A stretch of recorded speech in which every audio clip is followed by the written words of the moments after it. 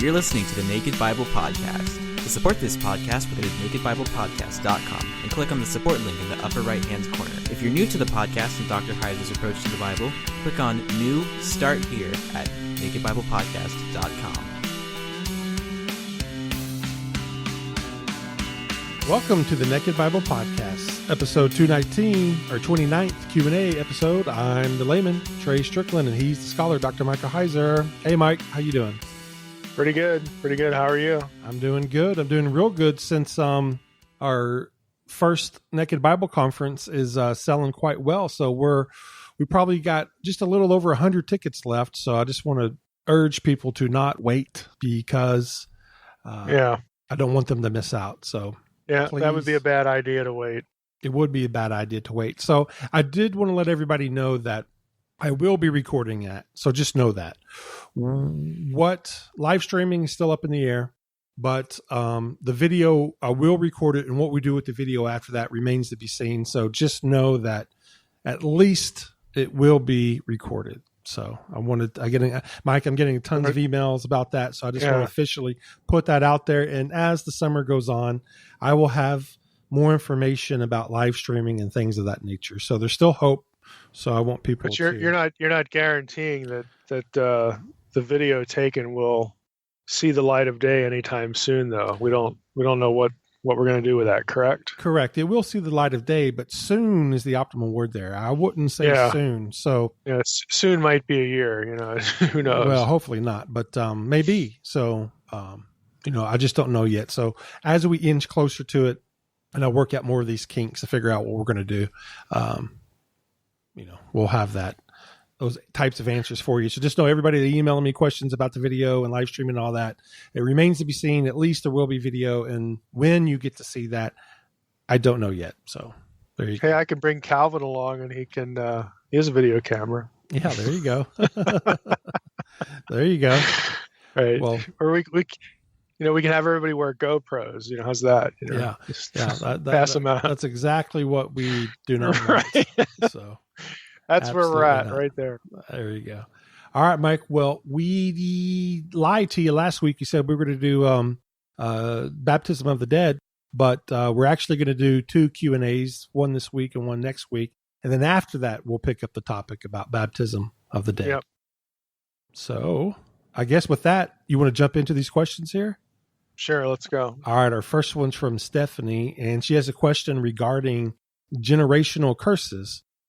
In the book of Deuteronomy, it talks about the curse of the law and about blessings and curses.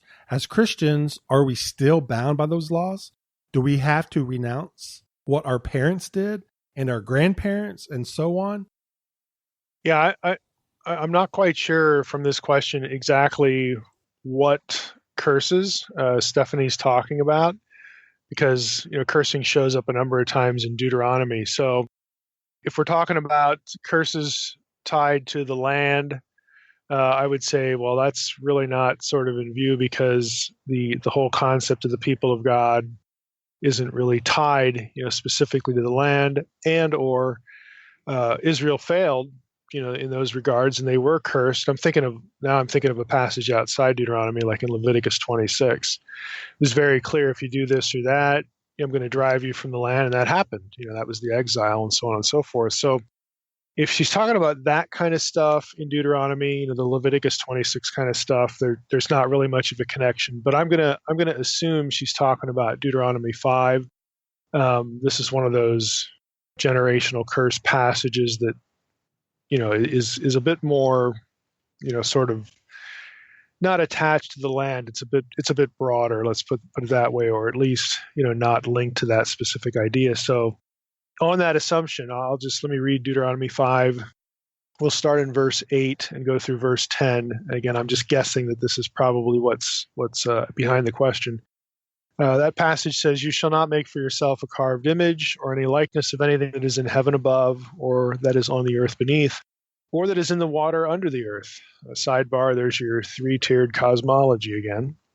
Verse 9, "You shall not bow down to them or serve them. For I, the Lord your God, am a jealous God, visiting the iniquity of the fathers on the children to the 3rd and 4th generations of those who hate me, but showing steadfast love to thousands of those who love me and keep my commandments. So that's the end of the passage. And you get this third and fourth generation phrasing in this passage. So I'm guessing that's where this comes from. So to the question, are we still bound by these laws? Well, in one sense, sure. We're not supposed to worship other gods. We're not supposed to bow down to other gods. The third and fourth generation thing, I think, though, is kind of really what's driving the bus here. And I would say that, again, in my understanding, again, I'm not alone here, it's just in the academic understanding, third and fourth generation, that language is there because that essentially amounts to the lifetime, the lifespan of the person who commits the crime, so to speak. So biblically speaking, generation is actually not a terribly consistent thing to nail down in the Old Testament because the term is used in different contexts with different time spans, the longest of which would be 100 years for a generation. So if you have this family heritage, if you want to take the long number, it's probably not, something that's in the picture anyway.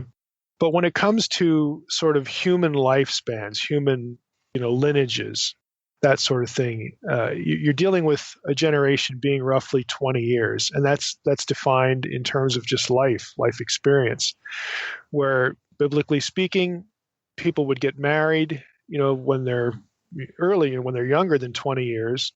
They would have children, and those children would grow up again. They'd get married in their teen years, in the 20s, whatever, and have, babies and so on and so forth. So a generation, practically speaking, was roughly 20 years. And if you have third and the fourth generation, that's 60 to 80 years. Chances are the person who commits this offense is going to be dead by the end of the fourth generation. So this is another way of saying, that I'm going to visit, there's going to be an effect of this sin. God is going to visit the sin of the father, really as long as he lives, the rest of his life, and his children are going to be affected by it. So third and fourth generation is pointing to a finite amount of time, even if you take the one instance I can think of where the term generation is sort of attached to something that would be longer than 20 years. In case people who are listening are interested in what I'm thinking of there, it's the Genesis 15 passage where God is conversing with Abraham about what's going to happen to his descendants. They're going to go down into Egypt and be, in bondage there for 400 years. And you have if you look at the passage, you have 4 generations mentioned there. So you do the math, 4 divided by 400, 400 divided by 4 is 100 years. But so that's probably a broad general statement, because if you actually even go look at the generations involved in national Israel from Abraham's time all the way up there, it's not a very precise number. So, what the exact meaning of that is, again, is debated by scholars. But when it comes to actual physical genealogical generations, people typically in the biblical period got married before they were 20. So we use round numbers. So third and fourth generation is basically the natural lifespan of the person who commits the crime. So, in that sense, we've got, a situation where, okay, let's just say that that's what's going on here. Is that fair? Why is God looking at it this way? Why does the passage say God's going to visit the iniquity of this person, on to the third and fourth generation, on the children? Part of this has to deal with sort of the Middle Eastern, ancient Near Eastern outlook that scholars would refer to as corporate solidarity. And the idea there is that society, basic unity of society, was not the individual, it was the family and the extended family. So you have instances, both positive and negative, in the Bible where a person will do something, like a sin, and their descendants will suffer because of that. And you have the opposite as well, where if somebody does something good, then socially, just societally, their descendants will reap the benefits of what their ancestor did. The positive example, one of them anyway, would be where when David is basically trying to lobby Saul that I'm going to go out there and kill Goliath. He gets promised a bunch of things, and his descendants are included in the benefits that will accrue to David if he gets rid of Goliath. So you have this sort of social sense that if you, in David's case, if you do this, life's going to be better, for your kids and their kids and so on and so forth. So there's this corporate idea going on in the ancient world that's very common. It's not just with Israel, but it's to other civilizations as well at the time. Now, for this question, though, probably my favorite commentary on Deuteronomy is Tigay's. I've quoted it before, and I'll just read what Tigay says about this idea, because there are other places in the Torah, in Deuteronomy, in fact, that are clear that there's individual responsibility going on. That it's the idea that even though we have this sort of corporate mindset, the basic unit of society, and there's corporate solidarity and all that, it isn't necessarily the case that God is holding other people guilty for what somebody else does. So, there's a difference between suffering the effects of sin and being considered somehow a guilty party of something that happened before you were even born. So we have to balance out how we look at this language with other passages in the Torah, and specifically in Deuteronomy. So Tigay has a nice summary of this. He says, effective as this approach may have been, again, this corporate thing, Deuteronomy 24:16 forbids its application by judicial authorities. And he quotes the verse, "Parents shall not be put to death for children, nor children be put to death for parents. A person shall be put to death only for his own crime." That's the end of the verse. So it's a very clear statement of individual responsibility. And Tigay continues, he says, "But experience showed that people often do suffer or benefit because of the actions of their ancestors. Cross-generational punishment by God is partially mitigated in the Torah itself. In the Torah, only Exodus 34:7 and Numbers 14:18 state without qualification that God visits the sins of fathers upon children. In both versions of the Decalogue, that means both versions of the Ten Commandments, the list of generations to be punished and rewarded is qualified by the phrases, quote unquote, of those who hate me, and, quote unquote, of those who love me and keep my commandments. And our passage, Deuteronomy 5, 9, and 10, is one of those qualifying passages. The phrases most likely refer to descendants, meaning that cross-generational retribution applies only to descendants who act as their ancestors did. In other words, God visits the guilt of the fathers on future generations that reject him, and rewards the loyalty of ancestors to the 1,000th generation of descendants who are also loyal to him. In other words, God punishes or rewards descendants for ancestral sins and virtues along with their own if they, the descendants, continue the deeds of their ancestors. So that's the end of the Tigay quote. So in other words, we can't just sort of lift Deuteronomy 5, 9, and 10 out and say, whoa, this one of your ancestors did something before you were even born, and you're going to suffer for it now. God's going to remember that sin and is going to hammer away at you. Again, you have these other passages in the Torah that make it pretty clear that individual responsibility is important, to God. And so you couple that with these qualifying ideas from other passages to say, well, essentially, if you walk the same walk, if you walk in the steps of your ancestors who did this thing, you're going to pay for it. You're going to suffer for it. So that's a little bit different than suffering the residual effects, say, of a broken marriage or maybe alcoholism or something like this. Some sins that we're familiar with that have a long-lasting effect on people's lives, or at least could. That's a little different than God holding you guilty for something that happened before you were ever born. What Tigay is suggesting here is that really isn't the case. There are these qualifying passages in the Torah that sort of make, again, following in their footsteps in a behavioral sort of way part of what's going on in these kind of statements in the Torah. Greg has our next question. In one of the podcasts, Dr. Heiser briefly mentioned the documentary Patterns of Evidence, which discusses an alternate timeline for Egyptian history. The producers also mentioned that the histories of surrounding nations are tied to the Egyptian timeline. Sounds like serious implications if the producers are correct. Yeah, that's true. This is a question that is really, really complicated. It's really not possible to give any sort of detail in a format like this to this question. Even I'm going to give it some broad brushstrokes here, but even that is really not going to be adequate. If people out there in the audience are interested, and Lord help you if you are, in ancient chronology, I say that as somebody who used to really be into this subject, and sort of it became the pit of despair for all of you who have sort of watched The Princess Bride. It is a quagmire of obtuseness, complexity, and difficulty, and really no resolution. So if nevertheless you're still interested in ancient chronology, please subscribe to the newsletter. I've put 4 or 5 articles in the protected folder for newsletter subscribers by 2 authors, one of whom is Rohl, R-O-H-L, and the other one is John Bimson, B-I-M-S-O-N.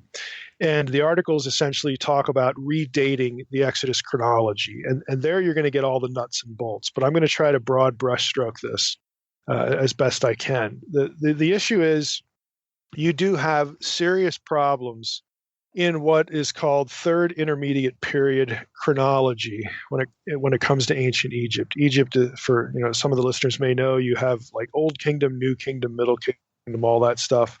Well, between those kingdoms, you have intermediate periods, and flash, or I guess quick crash course on Egyptian history. You have kingdoms when you have one pharaoh and everything is sort of solid and stable in society. You have intermediate periods when people are competing to be pharaohs and things are just chaos. So that's how Egyptologists break Egypt's history down. So during one of these, the third intermediate period, which a lot of that overlaps with the divided monarchy in Israel, there are really significant problems in third intermediate period chronology. And this is actually where David Rohl, he dealt with TIP chronology, third intermediate period chronology, in his dissertations. So he sort of camps out here. And I've read a number of articles by Rohl on this, and I think he's right. There are serious problems here. This is not the neat picture that other Egyptologists like to portray. So I think he's got a point. Now, the short version here is that you have missing names in king lists. There are gaps in the king lists for TIP chronology and other issues as well. So if you look at it the way Rohl looks at it, you can compress the third intermediate period by a couple hundred years. Now, that means when you compress that period, all the rest of Egyptian history compresses with it. The timeline shifts forward in this case, since the third intermediate period is a late period. And if you do that, then the synchronisms between Egyptian history and biblical stuff change, because you're moving the timeline. For anybody who's seen Patterns of Evidence, they try graphically to illustrate this, and I think do a pretty nice job of it visually. But if you compress the chronology, everything shifts. And this is what Rohl is essentially arguing. Now, people who don't like Rohl would say, well, you can't do that because there's a clear synchronism between one of those pharaohs in the third intermediate period, Pharaoh Sheshonq, and a biblical reference to Pharaoh Shishak during the time of Rehoboam. So you can't just shift things. We have a secure anchor. Well, that's not really the case.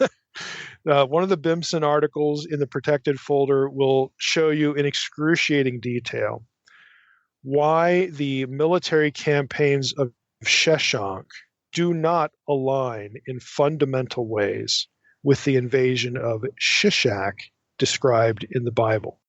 They're markedly different. Just by way of a few examples, you've got, in the biblical account, Shishak and Jeroboam, the king of the north, were allies. But in the Egyptian account, Sheshonq attacks the northern kingdom and doesn't attack Jerusalem. But in the biblical account, Shishak attacks Jerusalem. I mean, these are just fundamental disconnections between the military campaign stories of, in Egypt, Sheshonq, and in the Bible, Shishak. People have sort of just assumed these are the same guys because their names are kind of similar. But when you actually look at the descriptions of what happened with Shishak's invasion and Shashank's invasion, they are just, I want to say, miles apart. Maybe that's an exaggeration, but there are significant differences that really just can't be reconciled. And so if you don't have that synchronism, and that's really the only quote unquote secure one you have where the Bible overlaps with the third intermediate period, then you can shift the Egyptian chronology all you want. Again, within the bounds of evidence. And this is what Roll does. He shifts it, he compresses it, and that moves the timeline, which then, in turn, produces other synchronisms that today Egyptologists and biblical scholars don't see there because they're still playing with the old timeline. So you have Egyptian texts that seem to talk about the plagues. You have Egyptian texts that seem to correlate, with certain parts of the Exodus story. And nowadays people say, well, that we can't use that as evidence because it's 200 years, too early, or 200 years this or that. But if you compress the timeline, then they line up. And so this is Roll's argument. Again, this is very broad brush stroke. If you want the nuts and bolts details, please subscribe to the newsletter. You can just read all that to your heart's content and just get lost again in the vortex of ancient chronology. But, my personal opinion is there really are problems on the Egyptian side with this. And I just don't know how you surmount the disconnections between the Shashank and Shishak problem. I mean, for Egyptologists, it's easy. Well, the Bible's wrong. The Bible just got the details all screwed up. And for some biblical scholars, that's where they go too. Again, they have no qualms with trying to figure this out because they want the synchronism. They need the synchronism to sort of make the picture what it is, regardless of their confessional commitment or lack thereof to any sort of sense of inspiration and biblical historicity and coherence. For those of us that's just not, like the first default position. Oh, the Bible screwed up. And Roll, I don't think Roll is a Christian or anything like that, but Roll doesn't like arguments like that. And good for him, because they're cheesy. They cheat. They take the easy path. And he's taken a real close look at TIP, Third Intermediate Period chronology, and I think he's right. I think there really are problems. The problems need fixing. Now, my disagreements with Roll are going to be because Roll, quote unquote, fixes this problem. Then he wants to try to fix ancient chronology problems everywhere, and not just the Near East, but like everywhere all over the Mediterranean, to have like one coherent system. And he winds up pressing the case too far in a number of respects. And he says goofy things. He says some truly goofy things. And that's really unfortunate because it makes him an easy target. It becomes a convenient thing to say, well, look at this silly thing he said over there. I'm not going to, I don't have any reason now to listen to him when he talks about the Exodus chronology. That's just really unfortunate because he might, do something that's just sort of a little weird or a little wild or, doesn't really work well in one area doesn't mean that he's wrong everywhere else. But that's kind of how the mainstream looks at Roll. So it's unfortunate, but that's just the way it is. Nick wants to know if there is still potential for us to sin in the new heaven, new earth. Well, I've said this before, since our glorification doesn't mean that we become God or become Jesus, then we can't say that we are clones 100% of them and possess with exhaustive completeness their perfect nature. So that still means we're lesser, even though we're glorified. So in theory, and this is the way I always put it, in theory, that means, well, sure, we could have a hiccup. We could commit some flaw or some wrong or something like that. I'm only led to say that because we don't become Yahweh. There is only one uncreated creator. I mean, we don't become him. We don't become Jesus as though we are Jesus, but we do become as close as like Jesus as we can possibly get. So you can say that we still aren't God, and therefore, we aren't ontologically 100% the same. We don't have 100%, God's nature and the nature of Jesus. So we're still lesser. And yes, that means that there's a possibility of rebellion. You can say that, but possibilities are not probabilities in any really meaningful sense in this case. Now, I would illustrate it this way. It's possible, like I've said on Coast to Coast AM in a number of settings, it's possible, that I could be the next American Idol, that I could be president, that I could win an Academy Award, that I could win a Nobel Prize. All those things are possible, but they ain't going to happen. Okay? They're just not going to happen. The possibility is so infinitesimal that it's basically meaningless. And that's what we've got going on here. Ken asks, if salvation in the Bible is strictly loyalty to Yahweh, are modern believers of Judaism with loyalty to Yahweh saved while not embracing Jesus as the Messiah? No, they're not. To refuse Jesus is to reject Yahweh incarnate and to reject the plan of salvation that Yahweh came up with. So if you reject Jesus, you are rejecting the plan of Yahweh, the wisdom of Yahweh, and saying you got something better, or you like the old plan, which, by the way, wasn't works to begin with. But you don't get to make the rules. You don't get to prefer one thing over the other when Yahweh says, this is my plan, this is the way of salvation. You can't reject his plan and be saved. You don't get to swap something else in. If you could, that sort of makes all the preaching of the apostles meaningless and kind of dumb, really, really just pointless, hopelessly self-contradictory. So, no, this is what Yahweh decided. Yahweh, again, came as a man in Jesus Christ, died on the cross, rose again, ascended to the right hand of the Father, and all that stuff that the New Testament, including, of course, the book of Hebrews, talks about.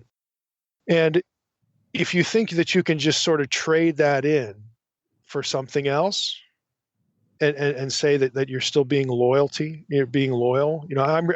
Lord, I'm rejecting the plan that you've given me, but I'm still loyal to you. That's just not coherent.